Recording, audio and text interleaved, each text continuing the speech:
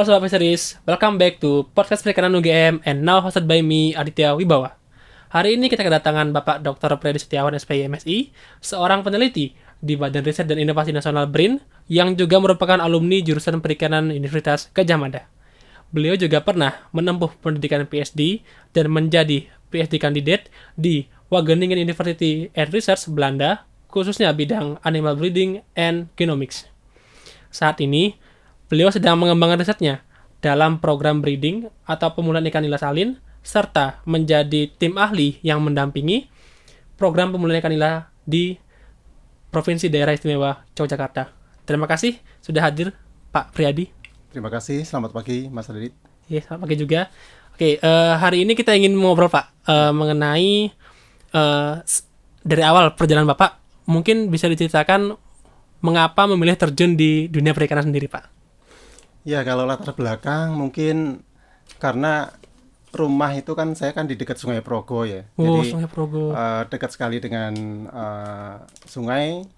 Waktu kecil bermain di sungai, pulang sekolah dengan teman-teman aktivitas ya mungkin lebih familiar gitu ya. Oh, familiar sama air ya. Iya, jadi ketika memilih jurusan waktu itu kan dulu belum ada penjurusan segala macam waktu saya kan. Jadi masih kita itu semacam ya apa yang kita tahu saja, informasi belum terbuka sekarang kan. Iya.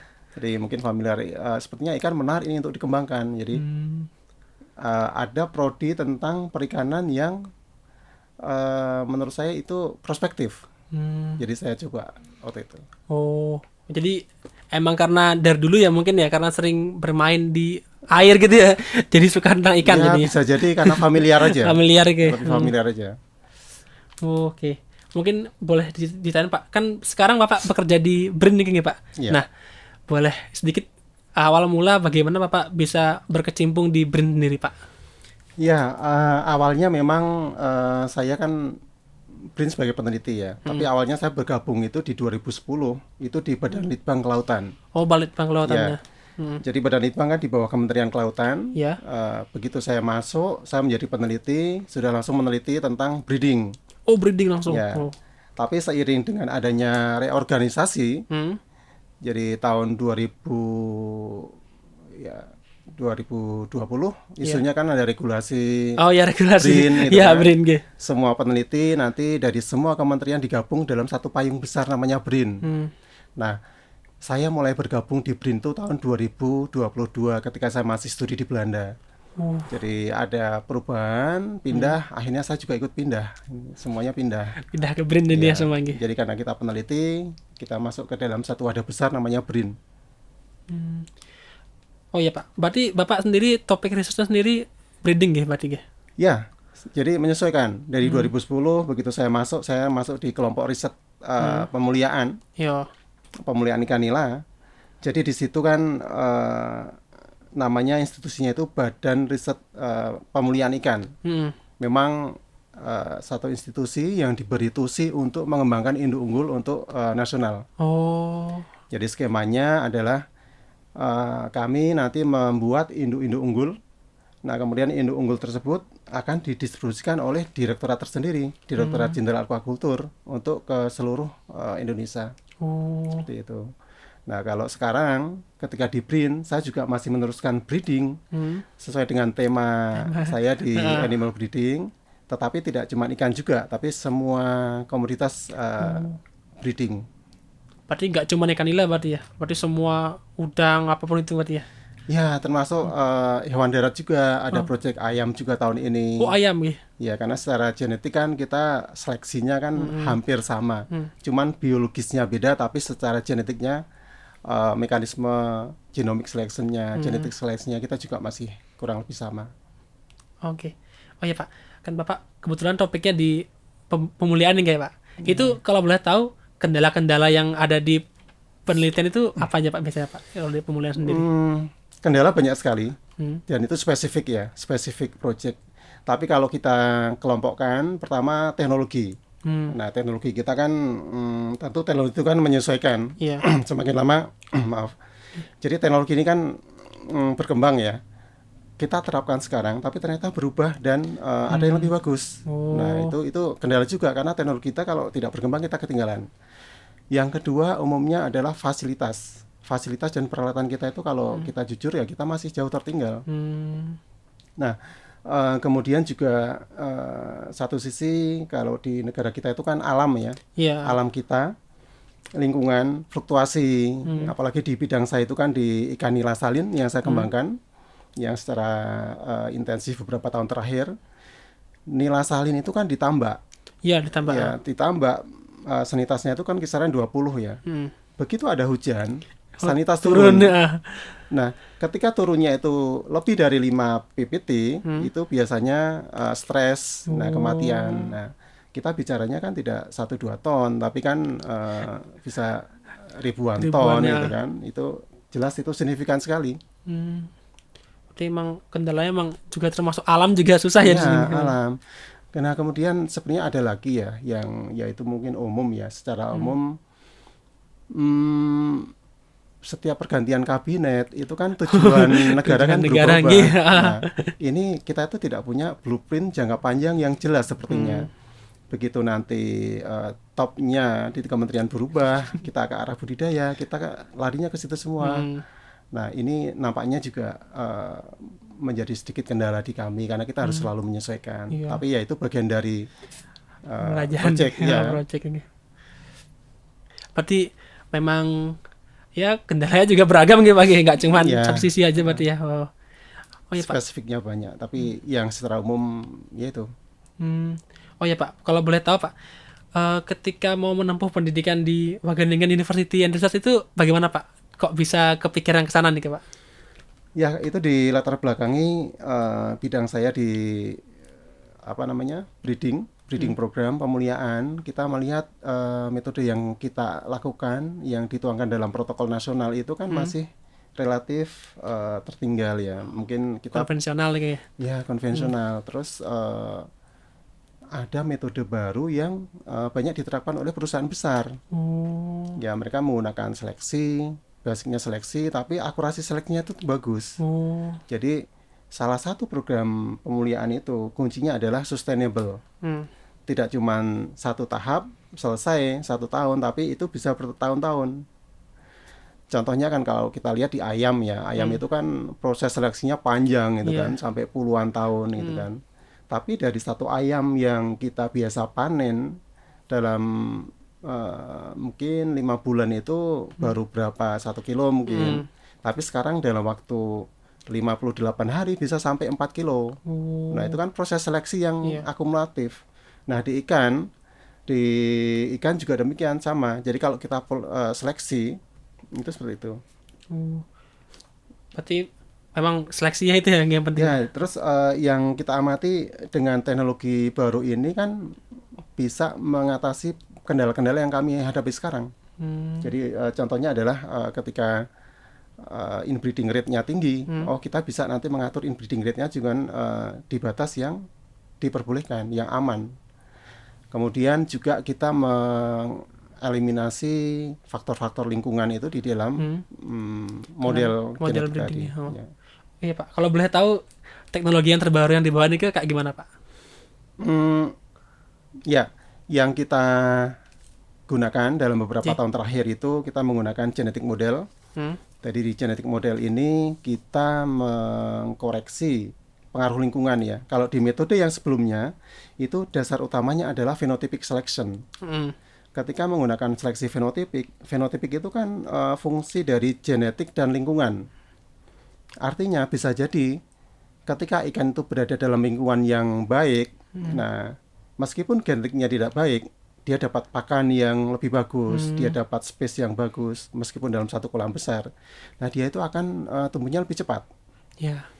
Nah, ketika seleksi kita didasarkan pada fenotipik saja, nah itu kan tidak banyak diwariskan karena ada faktor yang lingkungan tadi.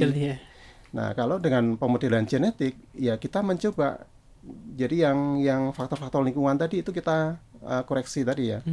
Nah, ini termasuk juga nanti seksualitas ikan, kemudian umur, kondisi kolam seperti apa itu juga kita sesuaikan. Contohnya kalau di ikan nila itu ada istilah kan seksual dimorfisme. Oh iya.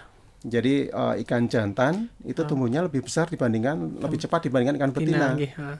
Nah, di sini ketika kita seleksinya itu tidak melihat itu kan tumbuh cepatnya jantan beda dengan tumbuh cepatnya si betina. Iya. Nah, ketika itu dimasukkan di dalam model itu bisa di eliminir. Oh, berarti lewat modeling gitu ya, Ki? Mm-mm. Oh.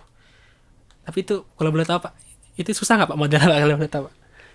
Dalam Hmm, merancang model itu.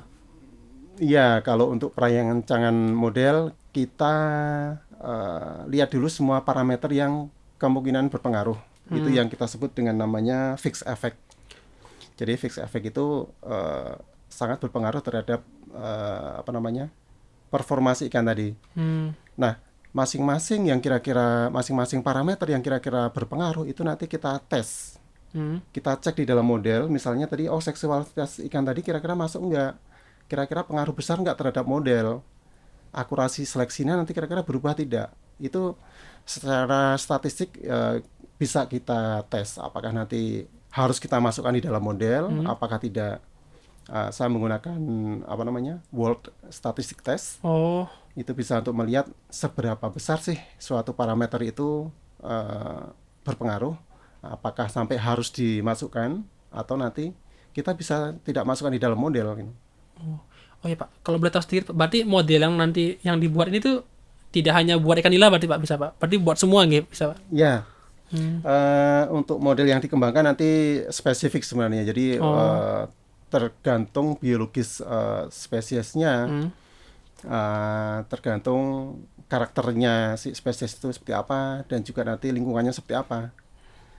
Kalau contohnya kalau untuk yang apa namanya ternak kan mereka mungkin yang di sekarang kalau contohnya di Belanda kan ada namanya animal welfare ya.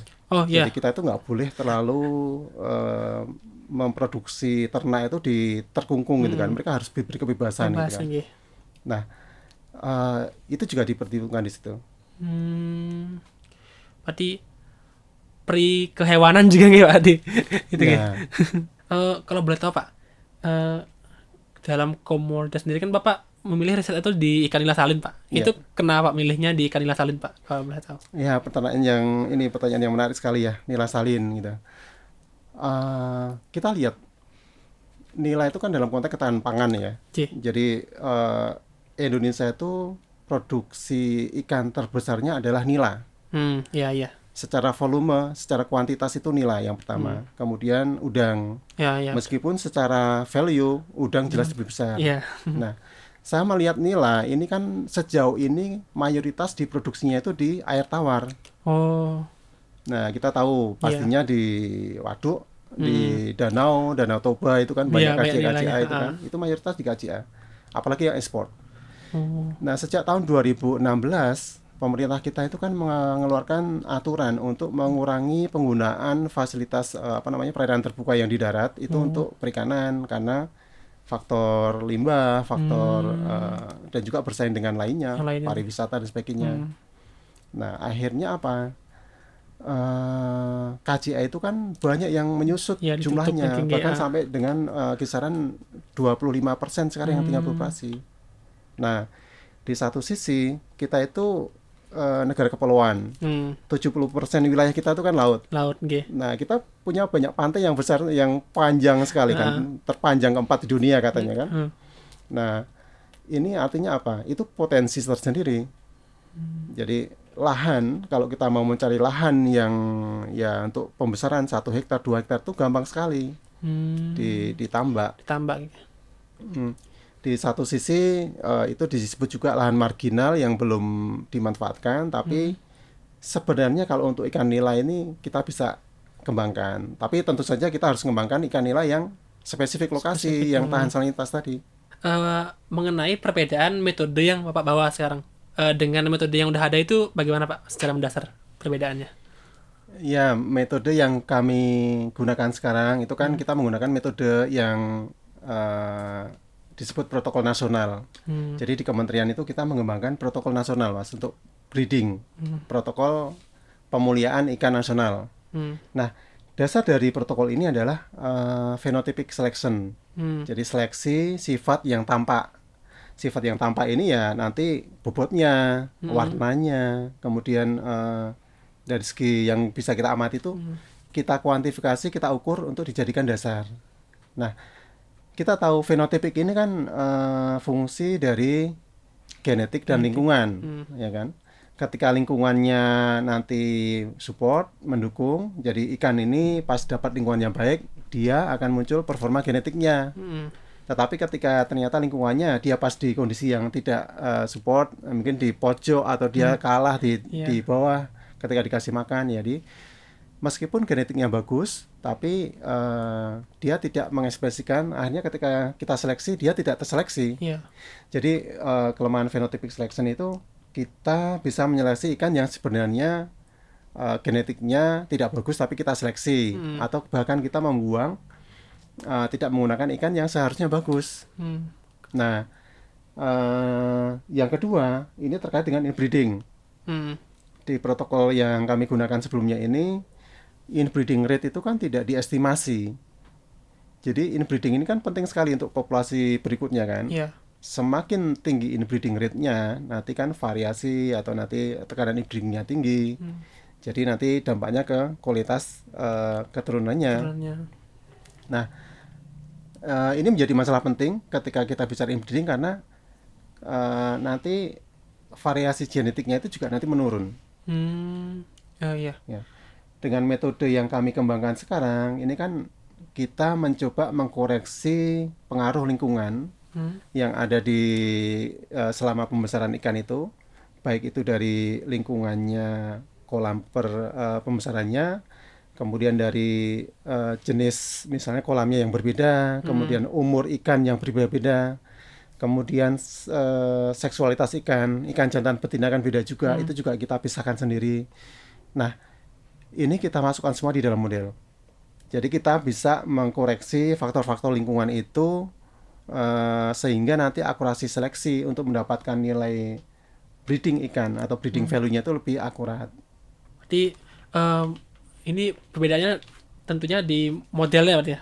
Ada modelnya yang mengkoreksi faktor-faktor lingkungan tadi yang dulunya itu kan awalnya memang kepakai ya, sekarang jadi tidak kepakai lagi.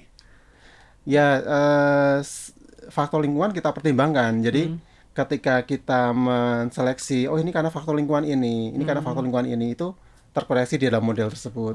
Sehingga ikan yang kita seleksi itu diharapkan nanti akurasinya tinggi. Artinya ketika kita pengen menseleksi genetik yang baik, ini genetiknya itu karena memang benar-benar karena genetiknya, bukan karena faktor lingkungannya.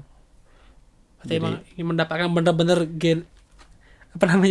genotipik ikan yang baik gimana ikan? Ya, karena concern kita kan ke arah genetik trend ya, tren genetiknya yang semakin meningkat dari generasi ke generasi berikutnya. Jadi ya kita harus fokus ke performa genetik ikan itu, kita seleksi genetiknya, bukan ke arah ya kita eliminir sebisa mungkin faktor lingkungannya sehingga akurasinya nanti naik. Oh iya Pak, kalau boleh tahu bedanya ikan nila tawar sama salin sendiri itu nanti apanya Pak yang bikin beda Pak? Selain air sendiri Pak ya, salinnya. Ya, dari segi tempat hidup, ikan nila tawar dengan salin beda lokasi. Artinya apa? Ikan nila yang ditambak itu nanti harus punya ketahanan salinitas. Nah, kalau kita seleksi ikan nila yang mempunyai ketahanan salinitas bagus, dia bisa tumbuh cepat, bisa adaptif, kematian rendah. Itu dari segi biologisnya ya. Jadi bedanya adalah dia punya ketahanan salinitas. Di satu sisi ini yang menarik ini Mas, jadi kami juga menguji proksimatnya dan juga komposisi asam aminonya itu juga beda. Kalau untuk asam lemaknya, asam lemak omega 3, 6, 9 itu lebih tinggi dibandingkan yang di tawar. Ya.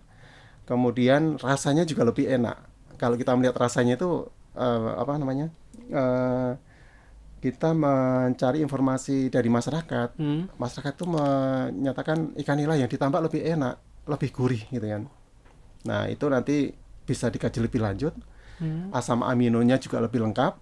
Nah, data kita belum sampai untuk taraf untuk publikasi. Nah, ini juga peluang untuk diekspor nanti untuk kenapa enak, kenapa beda itu.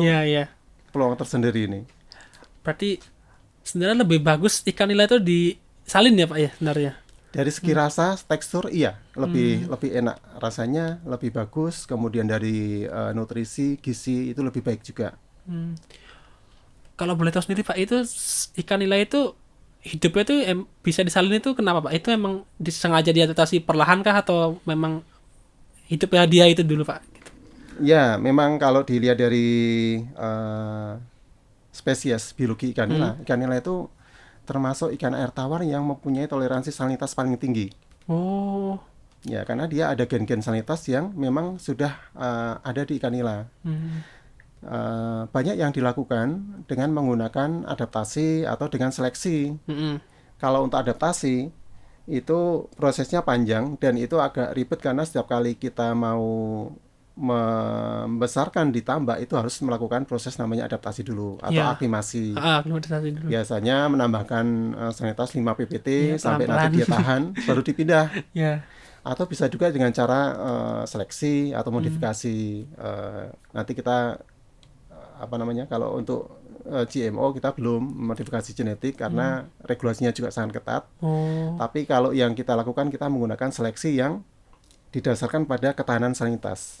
Nah, nanti kita lihat nanti ternyata di situ yang tahan performa genetiknya juga nanti berbeda dibandingkan ikan yang air tawar. Air tawar.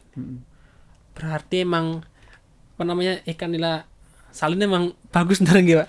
Saya juga menarik sebenarnya untuk jadi penelitian dan riset selanjutnya Pak. Ya. Dari segi perkembangan ini menarik sekali karena kita arahnya sekarang ke arah salin. Pada bulan ini 8 kalau nggak salah 8 Juni ya. Jadi ada peresmian Yang nila. kemarin Ya. tambak nila salin itu kan gitu. Ya, Oh nila iya salin. iya. Karena kita melihat ke depan. Jadi di beberapa tahun ke depan arah kita itu ke arah nila salin. Sudah mulai meninggalkan air tawar nih gitu. Ya. Ya memang karena persaingan dengan ya apa namanya, konflik of interest di perairan tawar itu kan lebih banyak Iya, ya. lebih banyak ya. Saingan Kemudian sama. ketersediaan lahan Iya, lahan menyesuaikan juga. sekali itu dengan itu. Kalau nanti mungkin apakah kalau saya ini mungkin berandai ya Pak ya. Bisa nggak nanti kalau misalnya ikan nila salin itu tuh digabung sama udang itu bisa nggak Pak kira-kira Pak? Ya, ya, menarik sekali memang. Kita melihat istilahnya polikultur ya, Iya. polikultur udang dengan nila. Jadi di satu sisi kita melihat di Indonesia ini kan udang sudah mulai menurun gara-gara penyakit. Iya, penyakitnya udah mulai banyak. Karena yang intensif, budidaya intensif, akhirnya penyakitnya kurang terperhatikan, akhirnya menjadi outbreak semua tambak gitu kan, mayoritas. Nah, banyak yang sudah dicoba itu dengan menggabungkan dengan nila. Oh. Nah, ada banyak penelitian yang menyatakan kalau digabung dengan nila itu dia bisa menurunkan kematian udang. Di satu sisi panen nila itu kan nilai tambah sendiri. Iya, iya. Jadi dia sebenarnya mau panen udang yang nilainya sudah bagus, cukup dipertahankan tidak sampai mortalitasnya di bawah yang rugi, tapi ada added value dari Nilai nila. sendiri. Iya. Dan secara biologis asal kita melakukan apa namanya, kombinasi itu dengan ikan nila yang nila salin, yang benar-benar salin. Iya. Yang bukan diadaptasi sesaat, Mas. Iya. Ini sejauh ini pertumbuhannya bagus dan hasilnya bagus. Ikan nila salin itu sebenarnya dikembangkan di Indonesia tuh tak sama Indonesia. Itu awalnya tuh dari mana Pak? Itu kenapa bisa kepikiran ikan nila salin Pak? Ya dari tadi latar belakang bahwa kita itu negara kepulauan yang punya banyak lahan tambak. Nah akhirnya kita melakukan riset-riset untuk nila salin. Secara nasional sudah ada 2 strain yang dirilis secara resmi oleh pemerintah di bawah Kementerian Kelautan yang ada SK-nya, SK Menteri. Itu namanya ikan nila Srikandi. Oh, Srikandi. Ya, itu dirilis tahun 2012. Oh. Itu kebetulan dari tim riset kami waktu kami masih di kementerian itu kita melakukan rilis tahun 2012. Kemudian tahun 2014 ada lagi strain yang baru lagi. Ini basicnya dengan hibridisasi. Dihasilkan juga ikan nila salin yang kedua, namanya ikan nila salina. Oh, salina. Ada 2 strain yang sudah berkembang di masyarakat.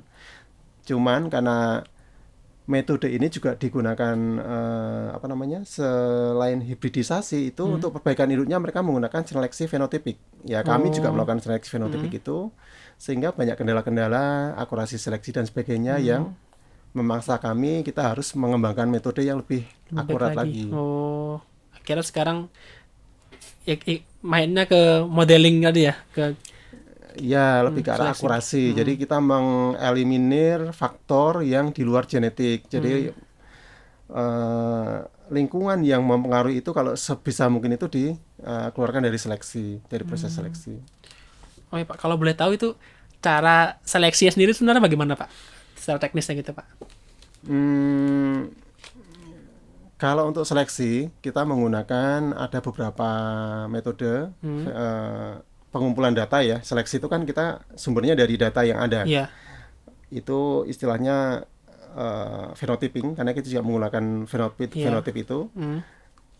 Kemudian kita kombinasi dengan pengumpulan data genomnya. Oh, Jadi genomnya juga. siripnya nanti kita ambil, kemudian kita koleksi, kita preparasi, kita nanti sampai lihat profil DNA-nya. Oh. Nah, nanti tergantung kita arahkan seleksinya ke arah mana, tergantung marker yang kita gunakan. Oh, berarti berarti kita emang harus menentukan sendiri awalnya Pak ya. Itu mau markernya apa gitu berarti. Ya, Gennya marker apa itu dulu. kan tergantung maaf. Oh, ya.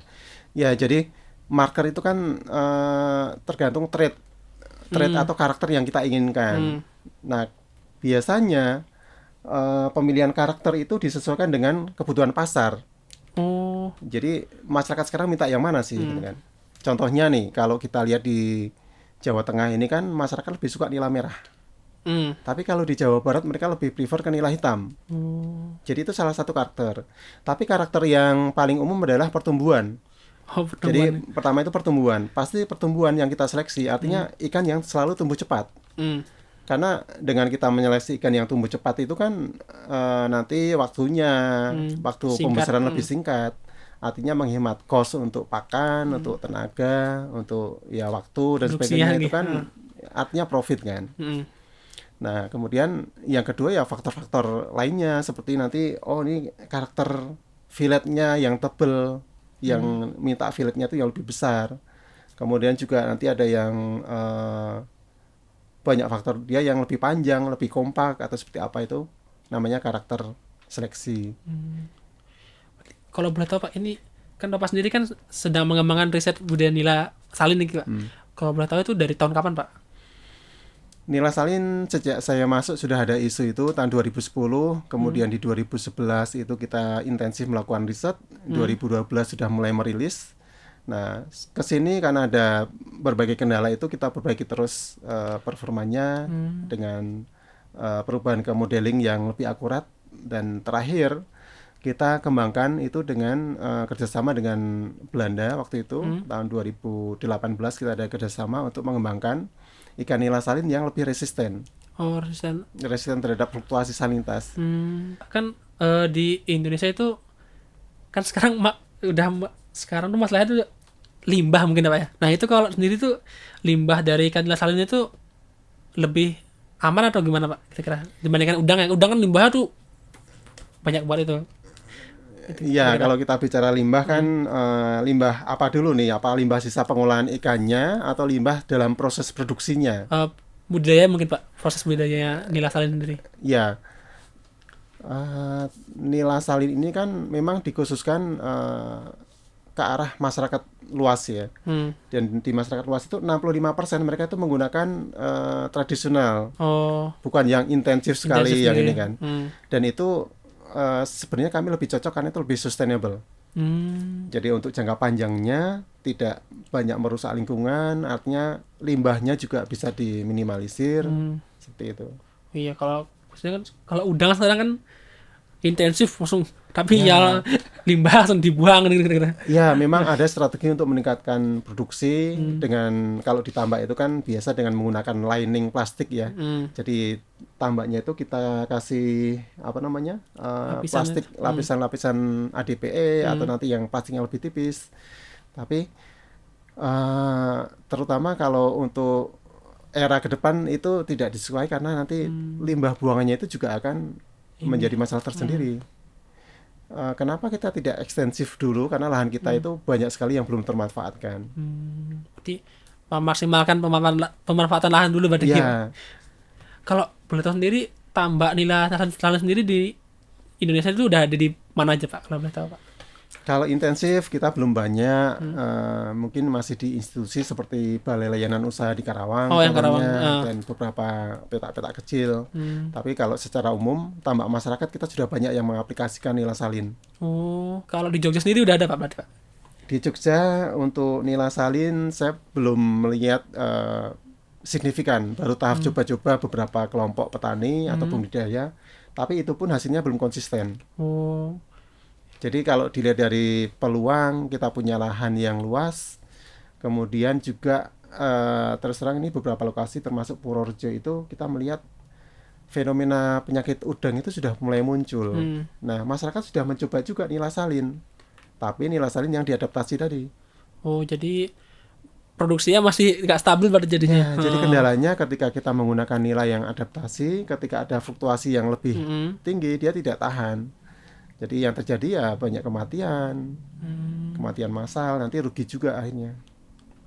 Potensi dari perkembangan ikan nila sendiri. Nanti ke depannya bagaimana nanti Pak? Kira-kira Pak? Kalau saya melihat potensi nila salin ini sangat bagus, terutama dari potensi lahan tadi ya. Arahnya kan kita kan ke optimalisasi lahan yang selama ini kita bilang marginal. Karena kalau lahan tambak itu kan luas sekali, untuk perumahan juga nanti karena tanahnya yang labil. Iya. Untuk pertanian juga tidak kurang support. Akhirnya kan nila salin ini menjadi solusi untuk produksi nila nasional dan juga untuk pemberdayaan masyarakat sekitar. Jadi keuntungan nila juga, ya nila secara umum itu dia kan bisa juga dibilang aquatic chicken. Karena dia itu tumbuhnya cepat, mudah, kemudian semua masyarakat bisa mengadopsi teknologinya, tidak banyak biaya gitu kan. Dan tingkat ketahanan lingkungannya itu bagus. Nah, nila salin juga demikian juga. Jadi ketika adopsi, ketika dia tahan di salinitas, nanti peluang pemberdayaan masyarakat itu kan sangat besar sekali. Mungkin terakhir nih Pak, untuk menutup obrolan kita hari ini, saya ingin sedikit menghayal jauh ke depan nih Pak. Dalam beberapa periode ke depan yang menuju 100 tahun Indonesia. What's your end point of this expedition gitu Pak? Ya menarik. Ini kita punya cita-cita tapi juga tantangan yang besar sekali. Jadi kita itu mengarah kalau bisa itu ke kemandirian pangan ya. Karena semakin bertambahnya populasi, tentu masalahnya banyak, kompleks. Nah, salah satu yang paling dasar adalah pangan.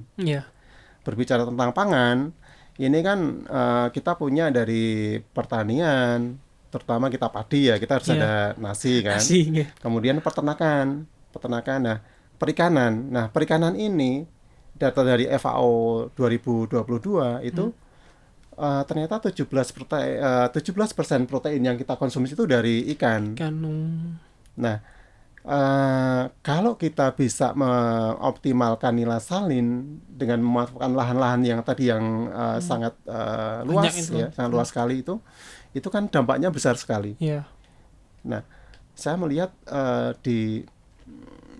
waktu di Belanda itu kan kecil sekali, luas areanya kan seluas Jawa Barat ya. Tapi mereka itu bisa sampai ekspor 60% daging ke negara-negara sekitar di Eropa itu. 60% mereka ekspor. Padahal mereka lahannya kan kecil ya. Dan lahan-lahan itu reklamasi dari air laut yang dibendung kan.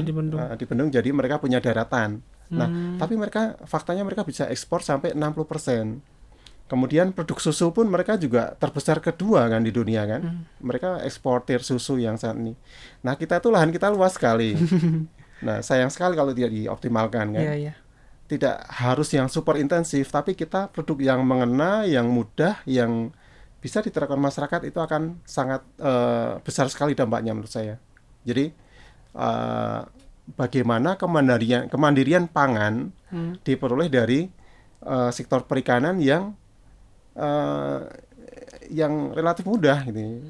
Saya tidak berangan-angan jauh ke depan yang harus kita itu punya teknologi yang benar-benar yang mumpuni gitu. Mumpuni, tapi secara kemanfaatan langsung itu kurang. Jadi bagaimana caranya kita mendapatkan hasil nila salin yang segera bisa dimanfaatkan masyarakat. Berarti poinnya itu memang ingin kemandirian pangan yang bisa diaplikasikan langsung gitu oleh masyarakat sendiri gitu, Pak. Iya, saya kira itu poin yang paling penting untuk apa namanya menggarisbawahi bahwa proyek ini kan nila salin ini kenapa penting ke depan. Iya. Baik, terima kasih Pak. Demikianlah The Expedition of Pak Priadi Setiawan. Terima kasih. Saya Iputu Aditya Wibawa. See you in the next expedition. Terima kasih. Terima kasih Pak.